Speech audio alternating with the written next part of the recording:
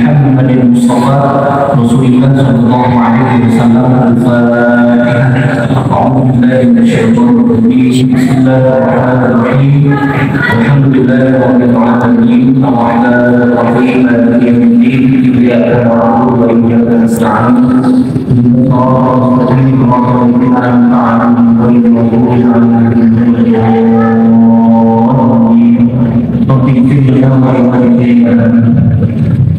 Bismillahirrahmanirrahim. Alhamdulillahirabbil alamin.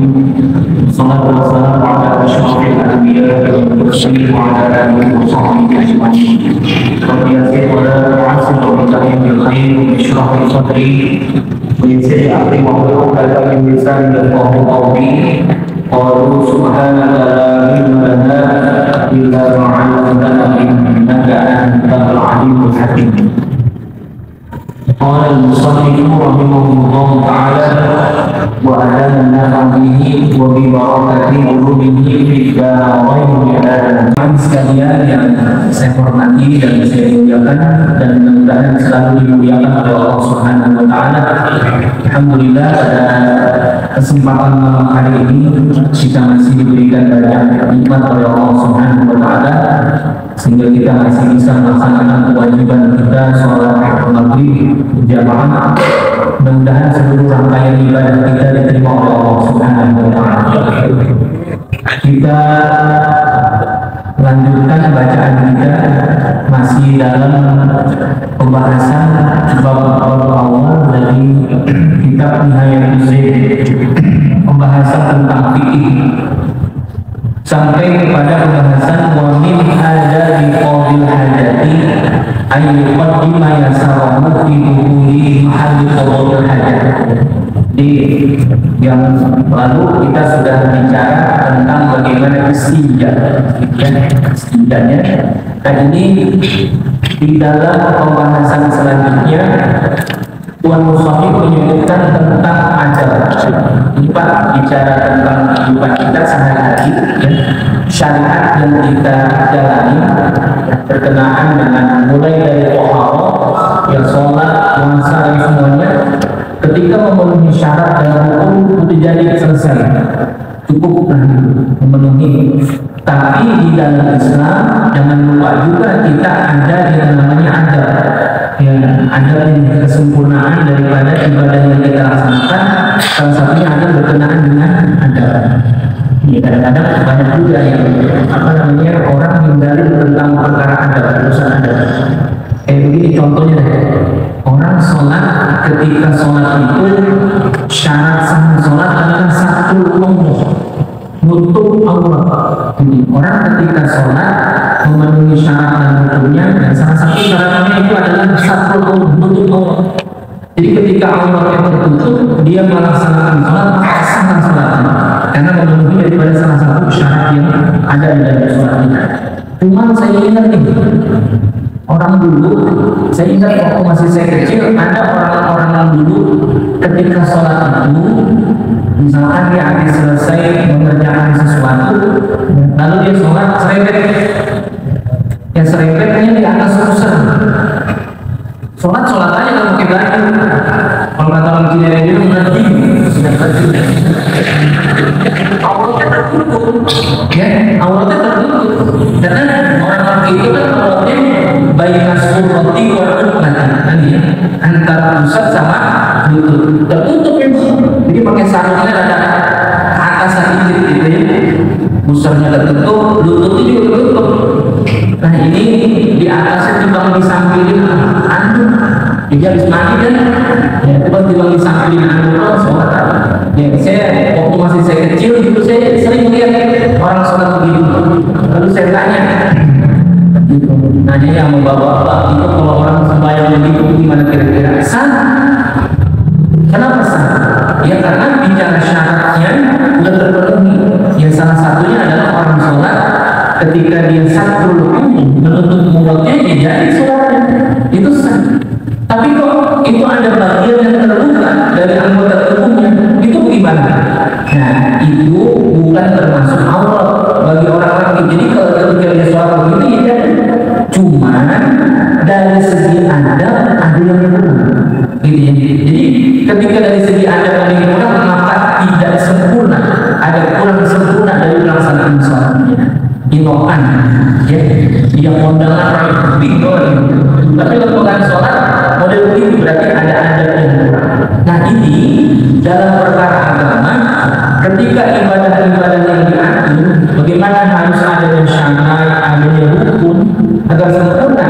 Ternyata Islam begitu luar biasa memperhatikan tentang urusan adab. Nah begitu juga jauh sebelum kita sholat ya, ketika bicara tentang taharah salah satu yang disebut wanusannya mengatakan wa min adabi qadil hajati. Salah satu daripada adab yang mesti kita pelihara salah satunya adalah ketika qadil hajat, kita buang hajat ya ke kamar mandi ya, baitul sholat atau hammam yang orang dalam bahasa Arab bisa baitul sholat, bisa hammam gitu ya. Ya, kalau kita istilahnya apa? Toilet atau orang kita nyebut sumur. Ngomong sumur dulu. Kalau sumur kan ke dalam ya, udah nyemplung gitu ya. Tapi bahasa kita nyebutnya sumur. Gitu. Lu mau sumur gak? Atau mau ngambil sembahyang nih? Gitu. Dan itu juga jangan disalahin lah. Kalau ada orang kita nyebut, gua mau ngambil air sembahyang, boleh nggak? Boleh kan? Karena yang kita maksud itu adalah wudhu. Karena orang kita kan ada aja yang lain. Balik itu air sembahyang, air wudhu. Ya kan dimaksudkan itu, boleh-boleh aja. Nah ini salah satu adab kita ketika qadil hajat, ya buang hajat, ya kamar mandi, ya baik itu apa namanya buang air kecil atau buang air besar. Ternyata di dalam fikih diatur selain nanti berkenaan dengan istinja, menggunakan air yang suci dan mensucikan ketika istinja, ternyata diajarkan juga kepada kita tentang adab-adabnya. Yang pertama, ayyuqaddima yasaruhu fi dukhuli mahalli qada'il hajat. Mendahulukan kaki kiri ketika masuk. Ini kayaknya sederhana Pak. Ini kayaknya sederhana. Tapi dari saking sederhananya kadang-kadang kita lupa. Gitu ya. Lupa gitu. Ya saking buru-burunya kebelet gitu ya. Enggak peduli lagi kita masuk mau kaki kiri kayak mau kaki kanan kan gitu ya. Makanya nanti kan ini kan akan ada kebalikan gitu. Karena memang ya di dalam doa yang kita baca ya ketika masuk ke dalam kamar mandi, Allahumma inni a'udzu bika minal khubuthi wal khaba'is. Itu begitu nyata Nabi mengajarkan doa itu berlindung kepada Allah. Kenapa? Di situ adalah tempat yang kotor. Sebersih-bersihnya toilet, ya walaupun kita ada toilet bersih yang luar biasa, gitu ya. Kalau pernah ada penelitian tentang masjid-masjid yang ada di lingkungan kita, gitu. Jadi ada orang secara independen menilai bagaimana masjid itu dikatakan bagus atau tidak dilihat dari mana. Mulanya dilihat dari toilet itu. Kalau toilet itu bagus berarti ini manajemen masjid itu bagus. Ya ada juga penelitian kayak begitu. Banyak ada orang-orang kita ketika mau ke masjid, mampir di masjid tertentu, ketika dia mampir yang dilihat di luar apa? Toilet. Kalau toilet bersih ini cakep berarti manajemen masjidnya cakep. Jadi yang dilihat bukan yang lainnya itu, tapi dari diawali dari tempat di mana ngambil wudhu, tempat di mana mau hajat. Nah ini kadang-kadang kita bicara masuk ke kamar mandi, ya lupa juga, nggak memperdulikan. Padahal kebalikan, nanti kita kalau suruh masuk ke mana, masuk ke masjid, ya adabnya masuknya pakai kaki kanan. Ada yang lagi kebalikan. Khairul makan itu yang masajiduna. Sebaik-baik tempat di muka bumi ini adalah masjid. Makanya didahulukan yang kanan. Ketika kita masuk ke dalam kamar mandi, ayyuqaddima yasaruhu fi dukhuli mahalli qada'il hajat. Masuk ke kamar mandi itu adalah menggunakan kaki yang kiri. Kenapa demikian? Sahabat melihat apa yang dilakukan oleh Rasulullah yang itu ada. Emang zaman lalu udah ada toilet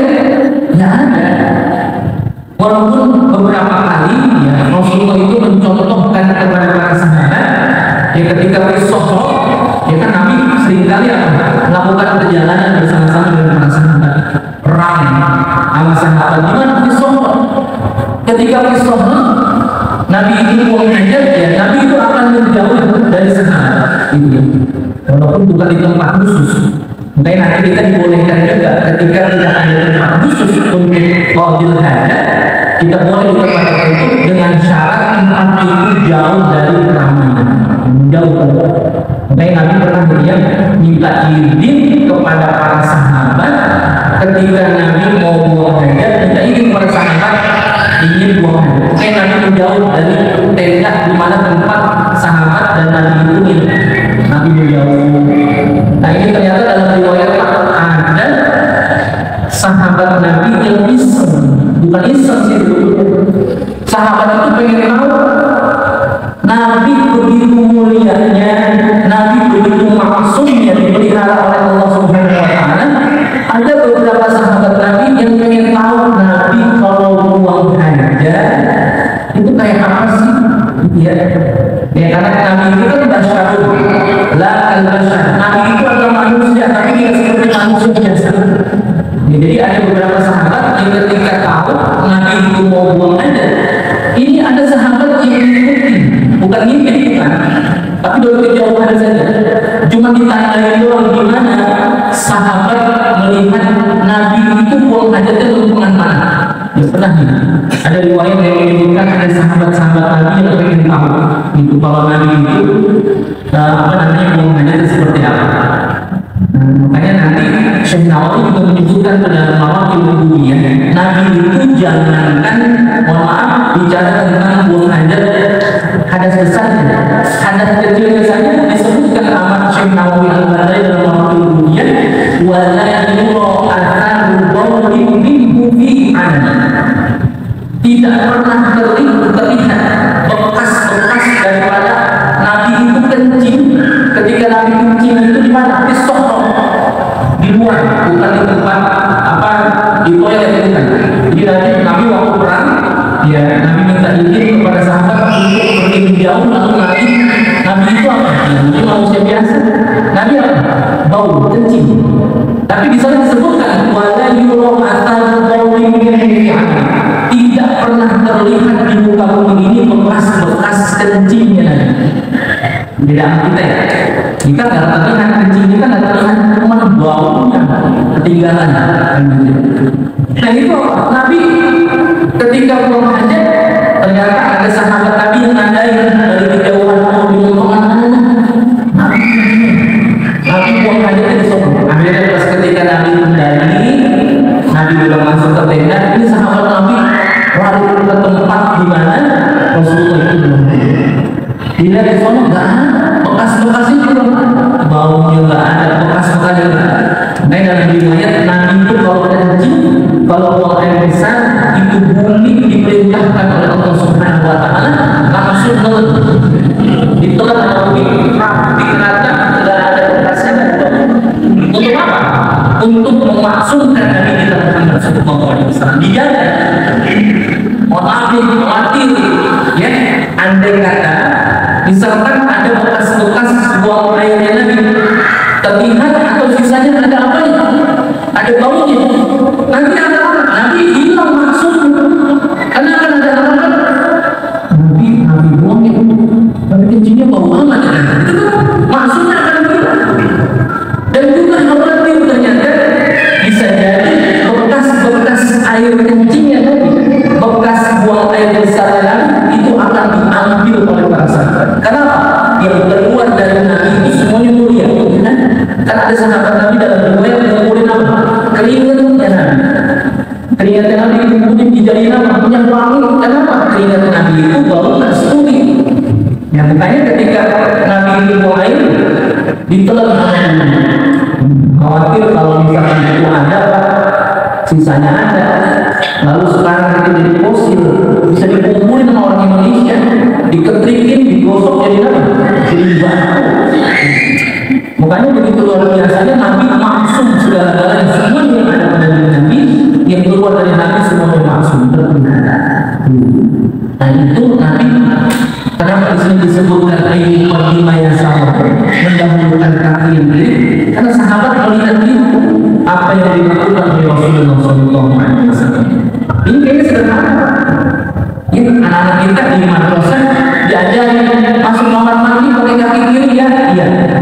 giliran kita lupa kita udah kebelet dan lain sebagainya. Padahal bicara adab ini adalah cakep di dalam agama. Yang namanya adab itu luar biasa. Wa inna fil khuruji minhu, dan ketika keluar dari itu dengan menggunakan kaki yang kanan. Ini lupa. Makanya diingat ini teladan benar ini ya, ulama-ulama kita bicara tentang qaul hajat disebutkan dalam kitab-kitab fikih. Ada semuanya apa? Aspek agama kita mesti sempurna, mulai dari hal-hal yang kecil sampai yang besar. Kita bagaimana bisa mengerjain yang besar-besar kalau yang kecil aja kita remehkan. Gitu, misalnya ada kata-kata di sana lan tahqir man dunaka falikul syai'in mazid. Jangan pernah engkau menganggap remeh perkara-perkara yang kecil. Sekarang perkara yang kecil aja kita nggak bisa kerjain, apalagi yang besar-besar. Makanya disebut di sini masuk kaki kiri, keluar kaki kanan. Kelihatannya remeh, tapi dari segi adab karena meniru akhlaknya Rasulullah SAW, itu pak buang hajatnya kita dari ibadah. Ini ya. Jadi kan kita di dalam dunia ini nggak boleh lepas seluruh kegiatan kita ini keluar daripada yang namanya nilainya ibadah.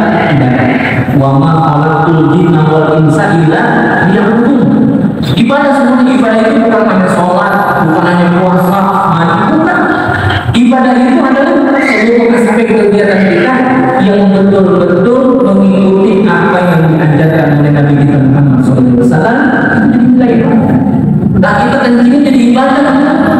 Kenapa? Nurutin apa yang dianjurkan oleh Nabi dan para ulama-ulama kita. Masuk kaki kiri, keluar kaki kanan. Kecuali ada udur, yang ada udur syar'i. Apa udur syar'i? Nisyan, lupa.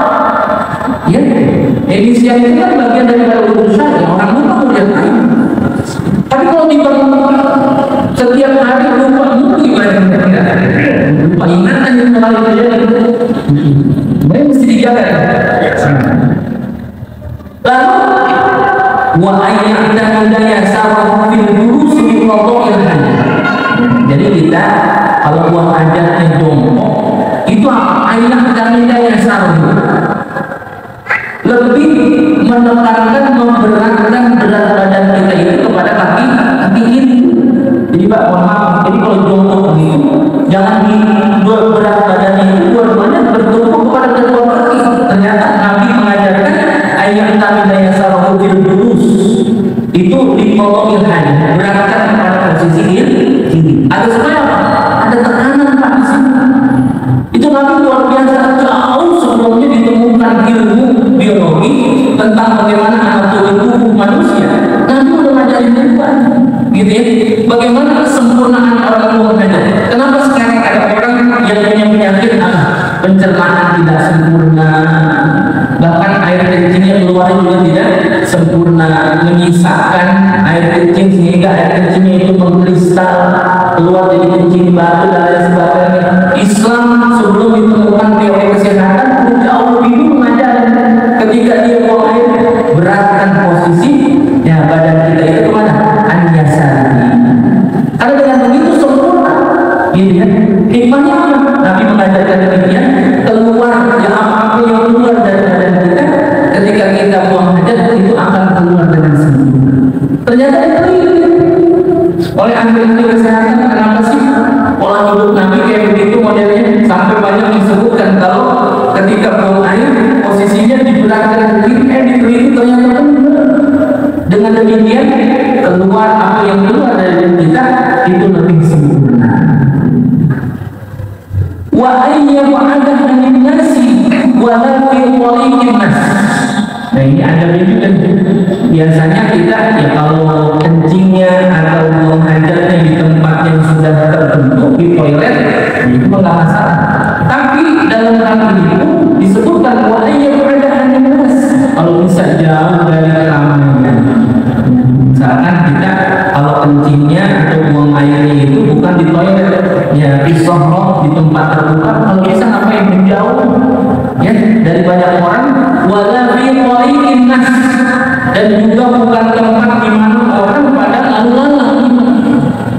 Ya kan orang sembarangan dia kebetulan kencing aja, yang listrik kencingin, ya di jalan dia kencing aja. Entah orang lewat nyium baunya, ketika nyium baunya yang keluar sumpahnya setan atau siapa yang kencingnya lagi, padahal yang kencing orang. Tapi luar biasa ya kejelekan adab ketika orang tidak memelihara adab. Wah yang ada minus, dan ini pun jadi apa? Ya, ketika orang di rumah, gitu ya, ketika orang bangun rumah, makanya orang dulu baru bicara. Kalau ditanya antara orang dulu sama orang sekarang, orang dulu lebih apa? Orang dulu lebih aktif. Ya. Jadi antara rumah sama kamar mandi bisa jadi apa? Bisa. Orang dulu kalau mau kamar mandi ya bukan rumah dulu. Kamar mandi itu ada sumur, ada sumur yang limbah. Saking apanya? Ikutin fikih ternyata. Orang kalau bikin toilet ayam ada anas dijauhi dari manusia. Ya kalau kita mungkin sekarang susah ya. Emang tanah segitu-gitunya bikin rumah ya, kamar dia tidur ya di situ, kamar mandi yang dekat banget. Bahkan kamar mandi di mana? Di dalam kamar ya kan begitu. Untuk apa? Untuk memudahkan. Padahal bukan begitu. Sebetulnya di dalam fikih disuruh jauhin. Kenapa? Yang namanya kamar mandi itu ada tempat yang kalau bisa jauhin.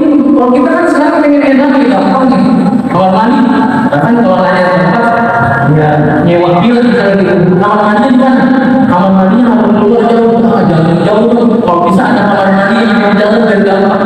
Orang sekarang balik pemikirannya. Padahal dalam fikih diajarkan suruh jauhi.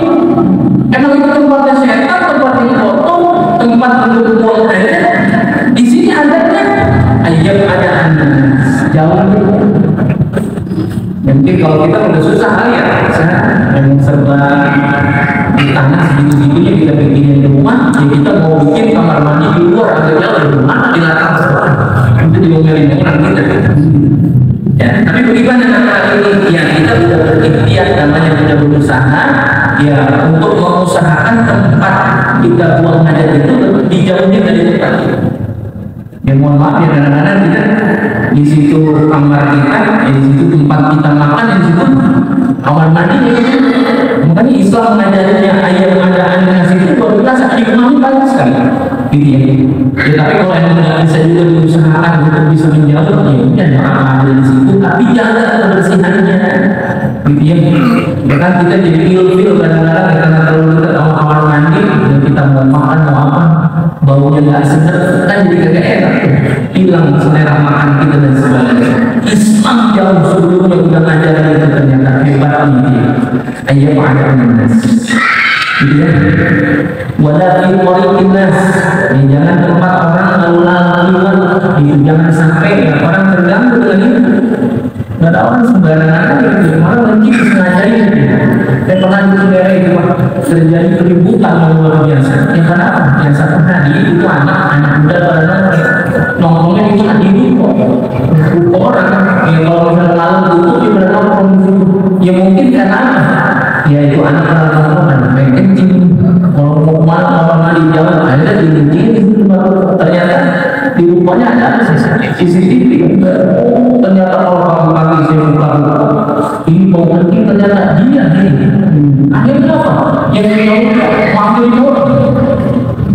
manggil orang, kumpulin orang ini, anak muda yang sudah nongkrong di sini, orang ajar yang proses kencing, kita jadi ribut, hampir mau mati itu anak dikumpulin gara-gara kencing sembarangan. Ternyata hikmahnya luar biasa. Kenapa sih Islam mengajarin akhir urusan buang hajat itu benar-benar diatur pakai adat? Karena ada hal-hal yang bisa rusak gara-gara kita nangkap urusan adat. Mungkin jadi alam remeh. Ya bicara adat itu jangan jangan, walaupun itu istilahnya tidak masuk di dalam syarat, tidak masuk di dalam hukum satu perkara urusan ibadah, tapi bicara tentang adat ini ternyata hikmahnya luar biasa. Waladhi mawadhi kursihi, dan juga jangan di tempat di mana orang banyak pada duduk.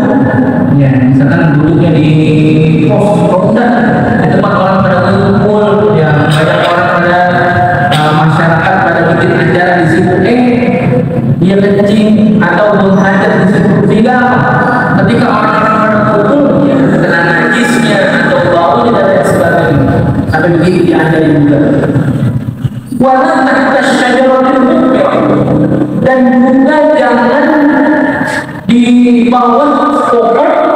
yang berbuah.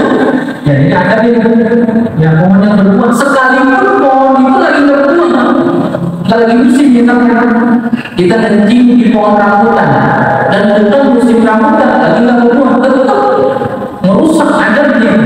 Makanya di sini sebutnya tahta syajaratil mukhir, bukan pohon lagi berbuah tapi pohon yang menghasilkan buah. Jangan sembarangan di sini aja. Jangan bulan orang ya. Kita lagi nanam durian montong, kita lagi nungguin buah, enak aja dikencingin orang. Ya, dari segi adat rusak. Artinya apa? Islam begitu luar biasanya bicara tentang perilaku kita, bukan hanya kepada manusia, kepada siapa? Tuhan juga perlu dijaga. Ada sehingga dulu waktu masih kecil, bapak saya kalau ngajarin, kalau misalkan lagi kagak enak batuk mulu, gitu ya, batuk. Orang kita kan dulu kalau batuk bukan apotek, kalau batuk ke kebun, ngapain ngelambat? Apa? Ada daun saga, ketik daun saga. Mau metik daun saga, diajarin. Kita kalau metik daun saga, baca bismillah dulu, baca sholawat baru metik. Ya udah, kita ikutin aja, kita pakai nanya. Besok-besok kita ngawasi Pak, begini. Yang namanya tumbuhan itu di dunia ini atas izin Allah, dan begitu luar biasa mereka diizinkan hidup sambil ngapain? Dikir kepada Allah Subhanahu wa Ta'ala. Orang lagi saya dalam temanya dikir, kita apain? Kita protes. Tapi kalau ada hajat boleh nggak? Boleh, kita berhajat karena memang Allah sediakan itu untuk apa? Untuk obat, untuk lalap, kan gitu. Sehingga kalau masih itu dulu kita kalau yang asem nggak pernah kan? Waduh, yang asem gimana? Ya dong itu tinggal ngetik, cek tinggal ini kan. Tapi apa diajarin? Bismillahirrahmanirrahim. Allahumma shalli ala sayyidina Muhammad wa ala ali sayyidina Muhammad. Kita punya hajat aja, ya butuh kepada pohonan. Lalu kita ketika itu kita metiknya aja pakai hajat. Apalagi ketika ada pohonan kencingin, rusak hajatnya. Kita butuh aja masih kita pakai hajat, apalagi merusaknya dengan apa? Kencingin. Itu luar biasa. Ada yang nanya, terus kalau kita ngorek gimana? Ini pun balap, bunga tinggi-tinggi buat kita ngorek, boleh nggak? Boleh, ada hajatnya untuk menjaga jangan sampai selalu balap dan sebagainya. Tapi diajarin juga kalau ngorek, balap-balap, kita baca bismillah, baca sholat. Kenapa dia tinggi? Makanya kuburan-kuburan kita disuruh apa ya? Tanbih pohon. Karena ada kisah Nabi itu ketika ada jaridan, ada pelengkap rumah yang masih basah. Ada Nabi lewat di dua kuburan, yang satu lagi diseksa karena apanya? Namimah, mengadu domba. Yang satu itu kuburan lagi diseksa karena apa? Karena bau, karena kencingnya, karena istinjanya tidak bersih. Lalu Nabi mau tesanya itu apa? Jadinya pelengkap rumah yang masih basah ditaruh. Kata sahabat bagaimana? Selama dia masih basah, dia akan berzikir kepada orang yang ada dalam kubur, lalu meringankan siksa kuburnya. Makanya dari situ ulama berpendapat kalau kuburan kita awalnya diapain? Ditanamin pohon-pohonan. Andai kata nggak ditanamin pohonan, sulit tidak ditanamin pohonan di situ. Ada kuburan-kuburan yang ramai, kuburan malam dan sebagainya, nggak mungkin ditumbuhin tanaman di situ. Tapi diapain? Diawet kembang yang masih pada seger-seger sampai dia lain, dia akan berzikir kepada Allah Subhanahu wa Ta'ala. Luar biasa, berarti apa? Pohonan itu luar biasa di mata Islam. Ini paling kecil ini. Makanya diajarkan itu walaupun syajaratul mukhir, jangan di bawah pohonan atau di pohon yang berbuah, yang menghasilkan. Berarti yang akan menghasilkan buah boleh dong. Tetap ada semua, gitu ya. Apalagi yang menghasilkan buah kan gitu, karena yang kita konsumsi, ya singkong, itu kita konsumsi juga sama juga. Walau dan jangan kencing di lubang. Tubi itu ada lubang yang ada di tanah. Ya, enak banget kita lagi kalau semut kencingin. Ya, siapa isinya ada apa? Ada semutnya, ada binatangnya. Pohonan kalau boleh, binatang kalau boleh. Itu kita sengaja ini. Kadang-kadang kita di kamar mandi kita ada apa tuh? binatang apa yang kayak kalajengking tapi bukan soal itu. Kalau kalajengking kan belakangnya ada tuntutnya keluar, kan tempat-tempat yang lembut biasanya agak semakin kencing ya. Walaupun ini bisa jadi membahayakan, tapi dikencingin dari segi adab nggak boleh. Gimana lagi kalau itu di lubangnya? Ya misalkan itu ada lubang ternyata itu lubang binatang dan bisa jadi di dalamnya ada binatang yang kayak kencingin dari segi adab jelek. Wala fi makani subbih, dan juga jangan di tempat ketika dia kencing itu ya kalau bisa kalau kencing itu jangan ada tempat yang ketika kita keluarin hajatnya jadi tempat itu bisa memantulkan gitu ya, kencing lalu kita berbalik kepada kita. Jadi dari tempat yang jangan sampai tempat itu nanti memantulkan atau bikin nyimpan lagi tuh air kencing itu berbalik kepada kita. Jadi ada tempat itu, apalagi kalau gitu kan kencing di tembok udah masuk itu kemer-kemeran kemana-mana. Kita dijaga.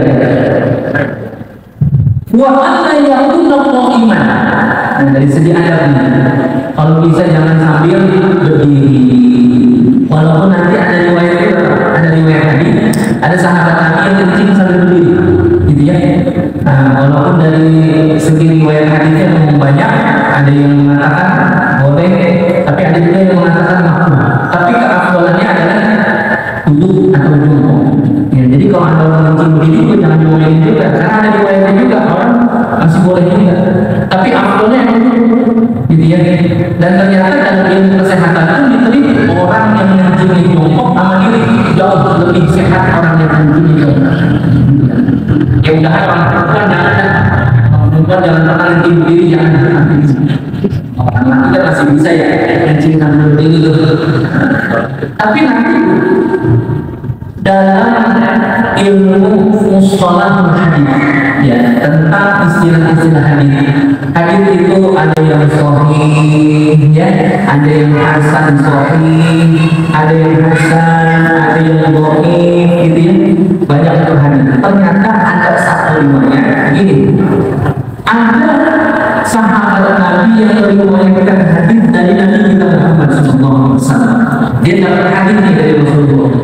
Lalu hadis itu dia ceritakan kepada para sahabat.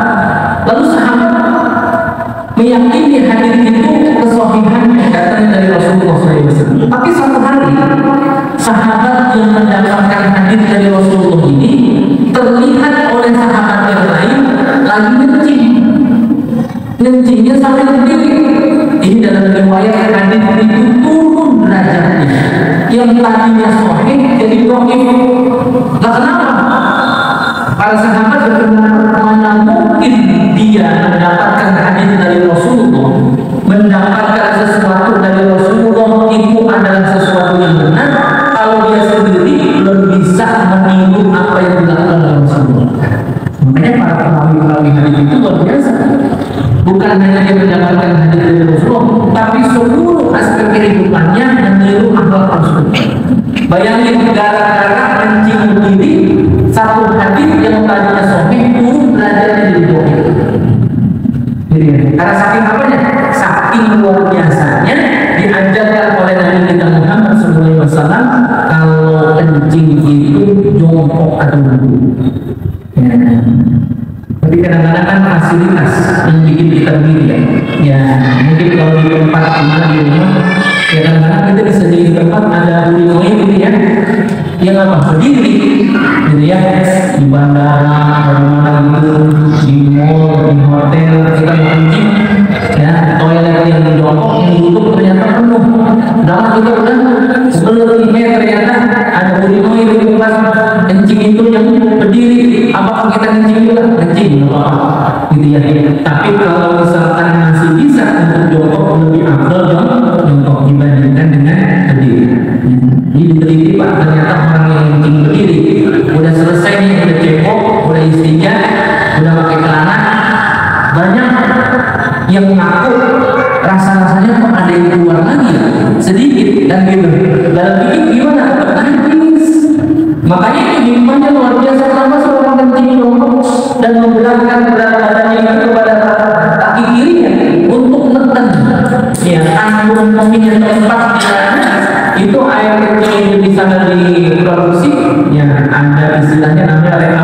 manusia yang masih bisa dipakai, lalu diserang lagi yang tubuh yang udah nggak dipakai dibuang. Nah dengan cara itu keluar dari kencing dengan sempurna kalau kita kencingnya sembari. Ya, tapi kadang-kadang ini bapak kebanyakan kalau kencing jongkok diri kayaknya ya dari taman-taman itu diri yang mau apalagi kalau dia pakai celananya bukan celana orang, celana jin. Karena orang pakai celana jin kan susah tuh mau jongkok ini ya. Orang dulu itu kan lebih aktif luar biasa. Makanya kita kalau orang dulu bikin jamban di mana di Empang itu ternyata luar biasa. Kita lihat orang dulu ketika ke jambannya ada nggak orang di jamban berdiri? Enggak ada. Jongkok semua itu saking dia udah nah di sini sebutkan wa anta yakuna qa'ina gitu ya, jangan gini dulu kalau bisa gitu. Tapi tadi katakan kalau misalkan dia harus berdiri juga ya nggak apa-apa, karena ada yang juga Nabi itu membolehkan sahabat gitu ya. Wa alla yanzuru ila farjihi, jadi kalau dia lagi buang air jangan ngeliatin kemaluannya. Makruh nanti kalau dalam ta'lim ya ada orang yang belajar dan orang yang menuntut ilmu dan orang yang mengajar. Salah satu yang bikin otak kita bubble adalah ngeliatin kemaluan. Makruh ngeliatin kemaluan sendiri makruh. Kalau ngeliatin kemaluan orang yang bukan makruhnya haram hukumnya. Ngeliatin kemaluan kita sendiri makruh. Lagi perasaan anak ini itu segitu-segitu ya. Karena menjaga malah gede-gede ini. Sambil kencing, sambil buang air, itu malu. Kalau dalam ada benar itu, kumpul otak kita salah satu yang bikin kumpul otak kita itu sering menjadi kemaluan. Ya, kecuali ada wudhu syarifah, murni. Kalau nggak ada wudhu syarifah, orang istrinya aja kita nggak perlu melihat dia. Istrinya itu ngapain? Dipegang doang, nggak perlu dilihat kecuali ada hajat tertentu. Gitu ya, misalkan sebelah kanannya ada luka, jangan sampai kena. Berarti atau ada wudhu tertentu, ya tadi misalkan digigit semut, lalu kita perlu ngobatin, kita lihat dulu, oh ada wudhu, tapi kalau ada wudhunya dalam hal buang air nggak ada wudhunya, kita ngapain melihat? Justru malah ada wa alla yanzuru ila farjihi, janganlah dia melihat kepada kemaluan. Jadi orang kalau buang air pandangan kemana? Ila amanihi, depan gitu ya. Orang buang air itu ada tuh lihat kemana? Bukan ke atas. Orang-orang buang air mau berhenti gimana? Itu namanya ada itu depan, ada depan, tidak melihat kepada kemaluannya. Ternyata ada hikmah. Orang yang belajar orang yang bekerja butuh, yang butuh. Seringkali kita otak kita cuma diajak berpikir khusus sama dia. Diajak masjid rasanya susah banget. Nah itu pun salah satunya. Katakan orang yang ketika melihat kepada kemaluannya ternyata banyak kejelekan. Gitu ya. InsyaAllah kita sambung lagi wala ilal khawrihi minhu. InsyaAllah kita sambung lagi singkat saja. Tapi InsyaAllah untuk bulan depan saya absen dulu ya. Bulan depan saya absen, minta doanya kepada jamaah semuanya mudah-mudahan saya sehat. InsyaAllah awal Juni saya berangkat haji gitu ya. Ada tugas, dapat tugas saya untuk mendampingi jamaah untuk menunaikan ibadah haji. Jadi kita doain yang sehat, biar lancar ibadah saya. InsyaAllah bulan depan saya absen dulu baru sehat. Mudah-mudahan semuanya diberikan keberkahan oleh Allah Subhanahu wa Ta'ala. Pada hari ini Al-Fatihah. Bismillahirrahmanirrahim. Alhamdulillahirabbil alamin. Arrahmanirrahim. Maliki yaumiddin. إياك نعبد وإياك نستعين صراط المستقيم صراط الذين أنعمت عليهم غير المغضوب عليهم ولا الضالين. بسم الله الرحمن الرحيم الحمد لله رب العالمين اللهم صل على سيدنا محمد وعلى آل سيدنا محمد اللهم افتح علينا فتوح العارفين وفقهنا في الدين واجعلنا من العلماء العاملين والأنبياء والصالحين والظالمين والظالمين برحمتك يا أرحم الراحمين. اللهم إنا نسألك علما نافعا وعملا صالحا ورزقا حلالا وخيرا كثيرا برحمتك يا أرحم الراحمين. اللهم آتنا بالعلم وزدنا بالعلم وأعطنا بالتقوى وجعلنا بالعافية. ربنا آتنا في الدنيا حسنة وفي الآخرة حسنة وقنا عذاب النار والحمد لله رب العالمين. سبحانك اللهم وبحمدك أشهد أن لا إله إلا أنت أستغفرك وأتوب إليك.